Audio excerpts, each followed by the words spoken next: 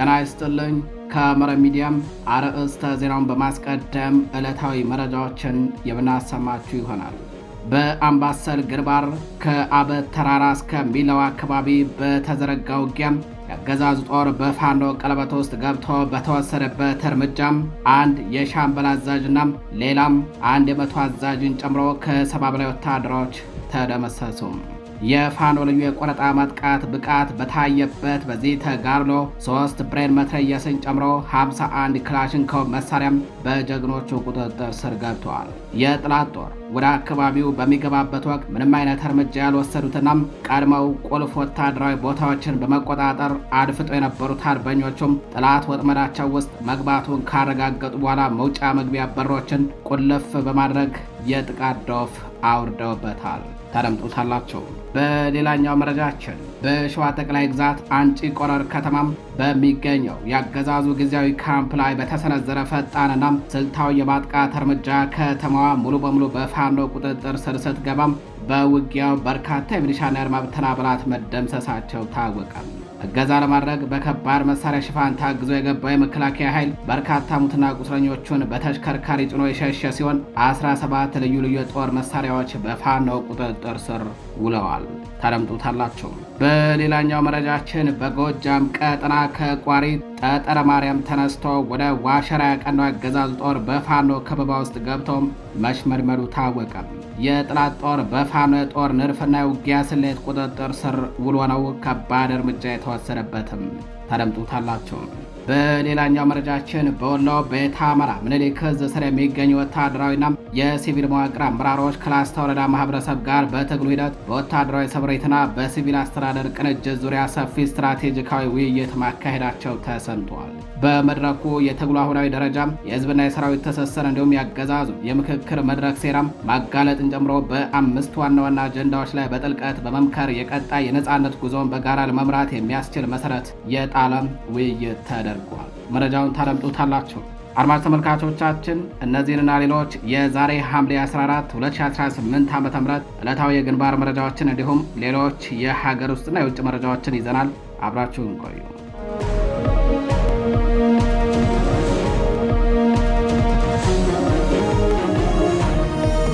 ወደ ቀዳሚው የአምባሰል ግንባር መረጃችን እናልፋለን። በአምባሰል ግንባር ከአበት ተራራ እስከ ሚለው አካባቢ በተዘረጋ ውጊያም የአገዛዝ ጦር በፋኖ ቀለበት ውስጥ ገብቶ በተወሰደበት ከባድ የቆረጣ ማጥቃት እርምጃም የ50 አለቃ ማዕረግተኛ የሻምበል አዛዥና የ10 አለቃ ማዕረግተኛ የመቶ መሪን ጨምሮ ከ70 በላይ ወታደሮቹ ተደመሰሱ። በዚህ ተጋድሎ 3 ብሬንና 51 ክላሽንኮቭ መሳሪያ በፋኖ ቁጥጥር ስር ውሏል። በአማራ ፋኖ ብሔራዊ ንቅናቄ ወሎ ቤተ አማራ ምኒልክ ዕዝ 104ኛ ኮር ስር የ23ኛ ክፍለ ጦር አርበኞች ከትላንት ሐምሌ 13 2018 ዓ.ም ጀምሮ እስከ ዛሬ ሐምሌ 14 2018 ድረስ ባደረጉት ከባድ ተጋድሎም ከፍተኛ አዛዦችን ጨምሮ የጠላትን ጦር ቆርጦ በመደምሰስና ለህልውና ትግሉ ወሳኝ የሆኑም የቡድንና የነፍስ ወከፍ የጦር መሳሪያዎችን በመማረክ አንጸባራቂ ድል ተቀዳጅተዋል። በአምባሰል ወረዳ መነሻውን ከውጫሌ ከተማ አድርገው እዛው ውጫሌ ከተማ በተጠመረ ከባድ መሳሪያ ሽፋን በመታገዝ በምንሻ መንገድ መሪነት በአበት በኩል አቆራርጦ ወደ ሚለው አካባቢ ተንቀሳቅሶ የነበረው የጠላት ጦር ነው በፋኖ ቀለበት ውስጥ ገብቶ ዳሽቆ የቀረው። የጠላት ጦር ትናንት ሐምሌ 13 2018 ዓ.ም መነሻውን ውጫሌ በማድረግ በዛው ውጫሌ ከተማ ተጠምዶ ወደ ሚለዋና አካባቢው በሚወረወረው ከባድ መሳሪያ ሽፋን በመታገዝ ወታደራዊ ቁሳቁሱን በግመልና በአህያ ጭኖ በምንሻ መንገድ መሪነት በአበት ተራራ በኩል ወደ ሚለዋ አካባቢ ተንቀሳቅሶ ነበረም። የጠላት ጦር ወደ አካባቢው በሚገባበት ወቅት ምንም አይነት እርምጃ ያልወሰዱትና ቀድመው ቁልፍ ወታደራዊ ቦታዎችን በመቆጣጠር አድፍጦ የነበሩት የ23ኛ ክፍለ ጦር አርበኞች ጠላት ወጥመዳቸው ውስጥ መግባቱን ካረጋገጡ በኋላም መውጫ መግቢያ በሮችን ክርችም አድርገው በመዝጋት የጥቃት ናዳ አውርደውበታል። የጠላት ኃይል ወደፊትም እንዳይገፋም ሆነ ወደ ኋላ እንዳይመለስ መውጫ መብለጫ በሮች በሙሉ ተቆልፈውበት ከትናንት ሐምሌ 13 2018 ዓ.ም እስከ ዛሬ አመሻሽ ድረስ በተወሰደበት ከባድ እርምጃም ዳሽቋል። የፋኖ ልዩ የጦር ንድፍና የማጥቃት አቅም በታየበት በዚህ ተጋድሎ ከ70 በላይ የአገዛዙ ወታደሮች ሲደመሰሱ ቀሪው ኃይል ዛሬ ከሰዓት በኋላ መተንፈሻ በር አግኝቶ ሲሸሽ በርካታ ቁስለኞቹን በወሳንሳ ተሸክሞ ወስደዋል። በተጋድሎ እርምጃ ከተወሰደባቸው የጠላት ኃይሎች መካከል የ50 አለቃነት ማዕረግ ያለው አንድ የሻምበል አዛዥና የ10 አለቃነት ማዕረግ ያለው የ100 አለቃ መሪ እንደሚገኙበት ለማረጋገጥ ተችሏል። የፋኖ ልዩ የቆረጣ ማጥቃት ብቃት በታየበት በዚህ ተጋድሎ 3 ብሬን መትረየስን ጨምሮ 51 ክላሽንኮቭ መሳሪያም እስካሁን በውል ተቆጥሮ ያላለቀ ብሬንና የክላሽ ተተኳሽ እንዲሁም በርካታ የደረትና የወገብ ትጥቅ ከጠላት ተማርከው በአርበኞቹ እጅ ገብተዋል። በተጨማሪም 11 ወታደሮች እጅ ከፈንጅ ተማርከዋል። እገዛ ለማድረግ ተጨማሪ ከወደ ውጫሌ ከተንቀሳቀሱ የጠላት ኃይል ጋር ውጊያው በዚህ ምሽትም በፋኖ የበላይነት እየተመራ ተጠናክሮ ቀጥሏል። አድማጭ ተመልካቾቻችን ወደ ሌላኛው መረጃችን እናልፋለን። በሸዋ ጠቅላይ ግዛት በአንጭ ቆረር ከተማ በሚገኘው የአገዛዙ ጊዜያዊ ካምፕ ላይ በተሰነዘረም ፈጣንና ስልታዊ የማጥቃት እርምጃ ከተማዋም ሙሉ በሙሉ በፋኖ ቁጥጥር ስር ስትውል በውጊያው በርካታ የሚሊሻና የአድማ ብተና አባላት መደምሰሳቸው ታውቋል። እገዛ ለማድረግ በከባድ መሳሪያ ሽፋን ታግዞ የገባው የመከላከያ ኃይልም በርካታ ሙትና ቁስለኞቹን በተሽከርካሪ ጭኖ ለመሸሽ ተገዷል። 17 ልዩ ልዩ የጦር መሳሪያዎችን በፋኖ ቁጥጥር ስር ውለዋል። በአማራ ፋኖ ብሔራዊ ንቅናቄ ሸዋ ጠቅላይ ግዛት አሳምነው እዝ አጼ ዘርዓ ያዕቆብ ኮር ነጎድጓድ ክፍለ ጦር በወሰደው ፈጣን ስልታዊ የማጥቃት እርምጃ ነው የጠላትን ጦር አሽመድምዶ ድል የተቀዳጀው። በአንጭ ቆረር ከተማ ዛሬ ሐምሌ 14 2018 ዓ.ም ከንጋት ጀምሮ በተካሄደው በዚህ አውደ ውጊያ የነጎድጓድ ክፍለ ጦር አርበኞች ያን ኃያል ክንዳቸውን በጠላት ጊዜያዊ ካምፕ ላይ በማሳረፍ የአገዛዙን የሚሊሻና የአድማ ብተና ማከማቻ የነበረችው አንጭ ቆረር ከተማን ሙሉ በሙሉ ተቆጣጥረዋል። የክፍለ ጦሩ አርበኞች የጠላትን ጦር አከርካሪ መስበር የሚችልና ካምፖቹን ዶግ አመድ ማድረግ የሚችል ልዩ የጦር ንድፍ በማውጣትና በበቁ የጦር መሐንዲሶች በማስመራት በወሰዱት የተቀናጀ እርምጃም ጠላትን ከመደምሰሳቸውና ምሽጎቹን ከመደረማመሳቸው ባሻገር የጦር ሳይንስ እውቀታቸውን በገሃድ በማሳየት በጠላት ላይ ታላቅ የስነ ልቦና የበላይነት ወስደዋል። በዚህ ተጋድሎ እጅግ በርካታ ቁጥር ያላቸው የሚሊሻና የአድማ ብተና አባላት ሲደመሰሱ ከኋላ እገዛ ለማድረግ የገባው የመከላከያ ኃይልም በበርካታ ተሽከርካሪ ሙትና ቁስለኞቹን ጭኖ ሸሽተዋል። በተጋድሎ 5 የሚሊሻ አባላት እጅ ከፈንጅ ሲማረኩ 12 ክላሽንኮቭ ጠመንጃም፣ 4 ኤስኬኤስ፣ 1 መትረየስ በድምሩም 17 የጦር መሳሪያ ከልዩ ልዩ ተተኳሾችና የወገብ ትጥቆች ጋር በአርበኞቹ ቁጥጥር ስር ገብተዋል። የአማራ ፋኖ ብሔራዊ ንቅናቄ ለሚሊሻና አድማ ብተና ያቀረበውን ጥሪ ባልተቀበሉ ወታደሮች ላይ የድል መሰል እርምጃም ተጠናክሮ እንደሚቀጥል የኮሩና የክፍለ ጦር አመራሮች ገልጸዋል። ይህ በነጎድጓድ ክፍለ ጦር የተመዘገበው ድል የሰራዊቱን የማይበገድ ጽናትና ከፍተኛም ብቃትን በግልጽ ያሳየ ነው። ጀግናው ሰራዊታችን የተጣለበትን ድርጅታዊና ህዝባዊ አደራ በላቀ ጀግንነትና ቁርጠኝነት መወጣቱን አሁንም አጠናክሮ ይቀጥላል ነው ያለው ክፍለ ጦሩም በእዙ ህዝብ ግንኙነት መምሪያ በኩል ባወጣ መረጃ። በሌላኛው መረጃችን በጎጃም ቀጠና ከቋሪት ጠጠር ማርያም ተነስቶ ወደ ዋሸራ ያቀናው አገዛዙ ጦር በፋኖ ድባቅ ተመታ። ከቋሪት ጠጠር ማርያም ተነስቶ ዋሸራን ይይዛለሁ በሚል የተንቀሳቀሰው የጠላት ጦር በአማራ ፋኖ ብሔራዊ ንቅናቄ ቴዎድሮስ ዕዝ 102ኛ ኮር ስር በሚገኙት በ33ኛ ክፍለ ጦር አርበኞች ተመትቶ ክፉኛም ተሽመድምዷል። ትናንት ሐምሌ 13 2018 ዓ.ም ምሽት ገረገራ ላይ ከባድ የሆነ የሰብአዊና ቁሳዊ ኪሳራን ያስተናገደው የጠላት ኃይል በዛሬው ዕለት ከቋሪት በርካታ ኃይሉን ይዞ ወደ ዋሸራ ቢገባም የገረመው ወንዳወክና የዮሐንስ አለባየሁ ልጆች ሲያፍረከርኩት ውለዋል። በወገን የጦር ንድፍና የውጊያ ስሌት ቁጥጥር ስር ውሎ ከባድ እርምጃ የተወሰደበት የጠላት ጦር ሙትና ቁስለኛውን እያዝረከረከ ፈርጥጧል ሲል የእዙ ህዝብ ግንኙነት መምሪያ ባወጣው መረጃም አሳውቋል። የተከበራችሁ አድማጭ ተመልካቾቻችን ወደ ሌላኛው መረጃችን እናልፋለን። የምኒልክ ዕዝ ወታደራዊና ሲቪል አመራሮች ከላስታ ወረዳ ማህበረሰብ ጋር ስትራቴጂካዊ ውይይት ማካሄዳቸው ታወቀም። በአማራ ፋኖ ብሔራዊ ንቅናቄ ወሎ ቤት አማራ ምኒልክ ዕዝ ስር የሚገኙ ከፍተኛ ወታደራዊና የሲቪል መዋቅር አመራሮች ከላስታ ወረዳ ማህበረሰብ ጋር በትግሉ ሂደት በወታደራዊ ስምሪትና በሲቪል አስተዳደር ቅንጅት ዙሪያም ሰፊ ውይይት አካሂደዋል። መድረኩ የትግሉን አሁናዊ ደረጃም የህዝብና የሰራዊት ትስስር እንዲሁም የአገዛዙን የምክክር መድረክ ሴራ መጋለጥን ጨምሮ በ5 ዋና ዋና አጀንዳዎች ላይ በጥልቀት በመምከር የቀጣይ ነጻነት ጉዞውን ስትራቴጂካዊ በሆነ መንገድ ለመምራት የሚያስችል መሰረት መጣሉ ታውቋል። በዚሁ ታላቅ መድረክ ላይ የምኒልክ ዕዝ የአደረጃጀት ዘርፍ ኃላፊ፣ የእዙ ዕቅድ ዝግጅትና ግምገማ መምሪያ ኃላፊዎች፣ የ303ኛ ኮርና የ14ኛ ጥራሪ ክፍለ ጦር አመራሮች በግንባር ቀደምነት ተገኝተዋል። በተጨማሪም የህዝብን ደጀንነትና የዕለት ተዕለት አስተዳደራዊ ስራዎችን የሚመሩ የወረዳ የንዑስ ወረዳና የቀበሌ ሲቪል መዋቅር ተወካዮች በአካባቢው ተወጣጥተው ተሳትፈዋል። ስብሰባው በእዙ ስር ባሉ ወታደራዊና ሲቪል መዋቅሮች መካከል ያለውን የመረጃና የስራ ቅንጅት ይበልጥ ለማጠናከር ያለመ ነው። በውይይቱ የተዳሰሱ 5 ዋና ዋና አጀንዳዎችም የሚከተሉት ናቸው።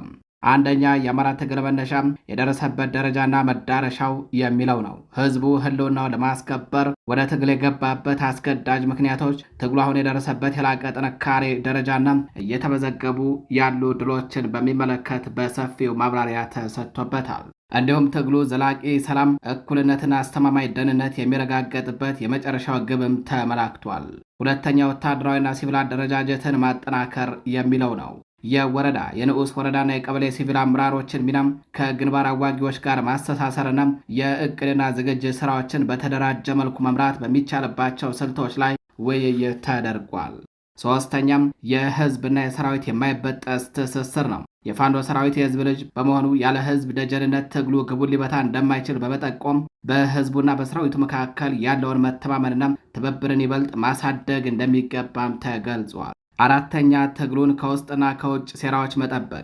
የትግሉን አቅጣጫ ለማስቀየር ከአብይ አማሮችና ከሌሎች አካላት የሚሰነዘሩ የፖለቲካና የደህንነት ሴራዎችን በንቃት መከታተል እንደሚገባም ጥሪ ቀርቧል። አምስተኛ፣ የአገዛዙን የምክክር መድረክ ማጋለጥም። አገዛዙ ህዝቡን በድሮንና በከባባድ መሳሪያ እየጨፈጨፈ ባለበት ወቅት በምክክር መድረክ ስም ያመጣው ሀሳብ ማደናገሪያና ሴራ መሆኑም ተብራርቷል። አገዛዙ ሳይወገድ ምንም አይነት መፍትሄ ያለው ምክክር ሊደረግ እንደማይችልና ትግሉ ተጠናክሮ እንደሚቀጥል ግንዛቤ ተፈጥሯል።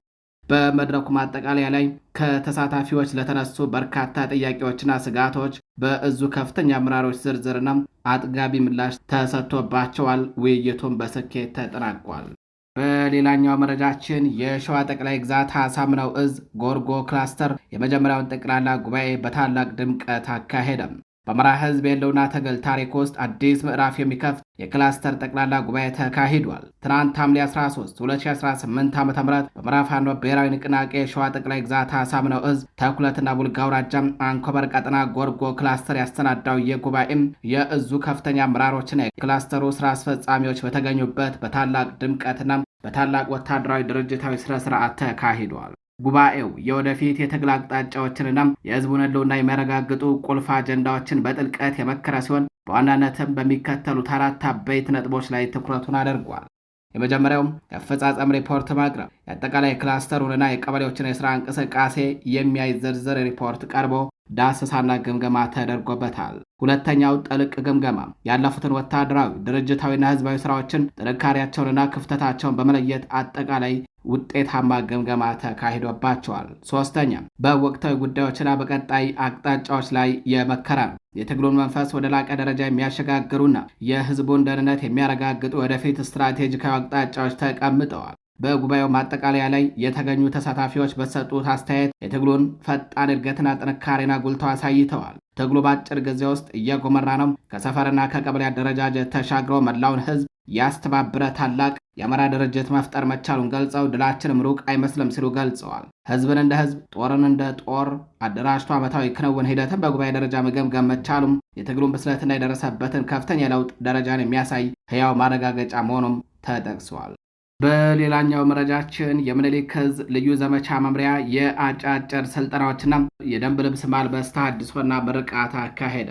ዘመናዊ ወታደር በመገንባት ረገድ ግንባር ቀደም በመሆን እየሰራ የሚገኘው በአማራ ፋኖ ብሔራዊ ንቅናቄ ወሎ ቤተ አምራ ምኒልክ ዕዝ ልዩ ዘመቻ መምሪያም የሰራዊቱን ግዳጅ አፈጻጸም አቅም የሚያሳድጉ አጫጭር ስልጠናዎችን ሲሰጥ ቆይቶ ትናንት ሐምሌ 13 2018 ዓ.ም በደማቅ ሁኔታ አስመርቋል። የልዩ ዘመቻ መምሪያው አጫጭር ስልጠናዎቹን ከሰራዊቱ የደንብ ልብስ ተሃድሶ ጋር በማጣመር ያዘጋጀ ሲሆን የምረቃ መርሃ ግብሩ በየደረጃው ያሉ ከፍተኛ አመራሮች በተገኙበት በድምቀት ተካሂዷል። በዕለቱ የተገኙት አመራሮች ለተመረቁ የሰራዊቱ አባላት የቀጣይ ግዳጅ አፈጻጸም መመሪያና የተለያዩ መልእክቶችን ያስተላለፉ ሲሆን በስልጠናቸውና በግዳጅ ወቅት የላቀ አፈጻጸም ላሳዩ የሰራዊቱ አባላትም የእውቅናና የሽልማት አሰጣጥ ስነ ስርዓት ተከናውኗል። የስልጠናና የደንብ ልብስ ተሃድሶ ሰራዊቱን የተጣለበትን ህዝባዊ ኃላፊነትን በላቀ ዝግጁነት በጽናትና በብቃት ለመወጣት የሚያስችለውን አቅም በእጅጉ እንደሚያጎለብተው ተገልጿል ሲል የልዩ ዘመቻ መምሪያ ህዝብ ግንኙነት ክፍል ለመረብ ሚዲያ በላከው መረጃ ገልጿል። የተከበራችሁ አድማጭ ተመልካቾቻችን ወደ ሌላኛው መረጃችን እናልፋለን። ኢትዮጵያ መረጃ ባለማቅረቧ ምክንያት በዓለም አቀፉ የምግብ ቀውስ ሪፖርት ውስጥ ሳትካተት መቅረቷ ተሰምቷል። ኢትዮጵያ የቴክኒክ መስፈርቶችን የሚያሟላም ወቅታዊና ትክክለኛ የምግብ ዋስትና እጥረት መረጃ ማቅረብ ባለመቻሏ ምክንያት ከ2026ቱም ዓለም አቀፍ የምግብ ቀውስ ሪፖርት ውጭ መደረጓ ነው የተሰማው። ትንበያዎች ሀገሪቱ እስከ ጎርጎረሳውያኑ 2026 አጋማሽ ድረስ በዓለም ላይ ከፍተኛ የሰብአዊ ምግብ ቀውስ ካለባቸው ሀገራት መካከል አንዷ ሆና እንደምትቀጥል ተጠቁሟል። የተባበሩት መንግስታት ድርጅት፣ የምግብና ግብርና ድርጅት ፋኦ እና የዓለም አቀፍ ምግብ ፕሮግራም በጋራ ባወጡት ሪፖርት እንደተገለጸው ኢትዮጵያ ወሳኝ የሆነ የምግብ ዋስትና እጥረት መረጃዎች ካልተገኙባቸው ወይም የቀረቡ መረጃዎች የጋራ ስምምነት ግምገማዎችን ጨምሮ የሪፖርቱን የቴክኒክ መስፈርቶችን ማሟላት ካልቻሉ 18 ሀገራትና ግዛቶች መካከል አንዷ ሆናለችም። ይህ ክስተት በአገሪቱ ያለውን ምግብ ዋስትና ቀውስ ትክክለኛ ገጽታም ዓለም አቀፉ ማህበረሰብ እንዳያውቀው የሚያደርግና የሰብአዊና እርዳታ ፍሰት ላይ ከባድ ተጽዕኖ የሚያሳድር እጅግ አሳሳቢ ጉዳይ ነው። ተቋማቱ እንዳስታወቁት ኢትዮጵያ ከዓለም አቀፉ ሪፖርት ውጭ እንድትሆን ያደረጋት ወቅታዊ ትክክለኛና ጥራቱን የጠበቀ የምግብ ዋስትና መረጃ ማቅረብ ባለመቻሏ ነው ብለዋል። በሀገሪቱ ለተፈጠረው ለዚህ የከፋ የመረጃ ክፍተት ድርጅቶቹ ዋነኛ ምክንያት ብለው ካስቀመጧቸው ጉዳዮች መካከል መረጃዎችን በነጻነት ሰብስበው ለማጠናከር የሚያስችል ፈቃድና ምቹ ሁኔታ ለመኖር በዋናነትን ጠቅሰዋል። ከዚህ በተጨማሪ ለመረጃ አሰባሰብና ትንተና ስራዎች የሚሆኑ በቂ በጀት አለመመደቡና የሚመለከታቸው የመንግስት አካላት ለጉዳዩ የሰጡት ዝቅተኛ ትኩረት ሀገሪቱን ከሪፖርቱ እንድትገለል አድርጓታል። ሪፖርቱ እንደሚያሳየው ኢትዮጵያ ከዚህ ቀደም በ2017ቱም ተመሳሳይ ያለምግብ ቀውስ ሪፖርት ላይ ተካታ መረጃዋን ለዓለም አቀፉ ማህበረሰብ አጋርታ ነበረም። ከዓመታት በኋላ ዛሬ ላይ ተመልሳ መስፈርቱን የሚያሟላ መረጃ ማቅረብ አለመቻሏም የአገሪቱ መረጃ አስተዳደርና ተቋማዊ ግልጸኝነት ወደ ኋላ እያሽቆለቆለ መምጣቱን አሳይቷል። በዘንድሮው ሪፖርት ከኢትዮጵያ በተጨማሪ ሌሎች 18 ሀገራትና ግዛቶች መረጃ ባለማቅረባቸው ከሪፖርቱ ውጭ ሆነዋል። ኢትዮጵያ ከዚህ ሪፖርት ውጭ መሆኗ በአየር ንብረት ለውጥ፣ በግጭትና በኢኮኖሚ ጫና ምክንያት አስቸኳይ ምግብ እርዳታ የሚሹ በሚሊዮኖች የሚቆጠሩ ዜጎችን ከዓለም አቀፉ ማህበረሰብ እይታ ውጭ ሊያደርጋቸው እንደሚችል ነው የተገመተው። አድማጭ ተመልካቾቻችን ወደ ጎረቤት ሀገር መረጃችን እናልፋለን። በሱዳን ጦርነት ባለፉት 6 ወራት ውስጥ ከ300 በላይ ህጻናት መገደላቸውን ወይም መቁሰላቸውን ዩኒሴፍ አስታወቀም። በሱዳን እየተካሄደ ባለው ጦርነት ባለፉት 6 ወራት ውስጥ ከ300 በላይ ህጻናት መገደላቸውን ወይም መቁሰላቸውን የተባበሩት መንግስታት ድርጅት የህጻናት መርጃ ዩኒሴፍ አስታውቋል። ድርጅቱ ለአደጋው ዋነኛ ምክንያት በሰው አልባ አውሮፕላኖች የሚሰነዘሩ ጥቃቶች መሆናቸውን ገልጿል። የሱዳን ሰራዊትና ፈጥኖ ደራሽ ኃይሉ እንደ አውሮፓውያን አቆጣጠር ከሚያዝያ 2023 ጀምሮም ውጊያ ላይ የሚገኙ ሲሆን በአሁኑ ወቅት ጦርነቱ ኮርዶፋን፣ በዳርፉርና በብሉ ናይል ግዛቶች ውስጥ ማዕከል አድርጓል። እንደ ዩኒሴፍ መረጃ ለህፃናት መገደልና መቁሰል 60 በመቶ ያሉ ድርሻው የያዘው በድሮን የሚካሄደው ውጊያ ነው ብሏል። ይህ ግጭት እስካሁን ቢያንስ 59,000 ሰዎችን ለህልፈት የዳረገም፣ ወደ 13 ሚሊዮን የሚጠጉ ነዋሪዎችን ያፈናቀለና በርካታ የሱዳን ክፍሎችን ወደ ረሃብ ቀውስ የገፋ ነው። በአሁኑ ወቅት ከ30 ሚሊዮን በላይ የሚሆኑ ሰዎች ሰብአዊ እርዳታ እንደሚፈልጉም ተጠቁመዋል። የተከበራችሁ አድማጭ ተመልካቾቻችን ለዛሬ ሐምሌ 14 2018 ዓ.ም ይዘራችሁ የነበሩት ዕለታዊ መረጃዎቻችን እነዚህን ይመስላሉ። በሌሎች መረጃዎች እስከምንገናኝ ቸር ቆዩ።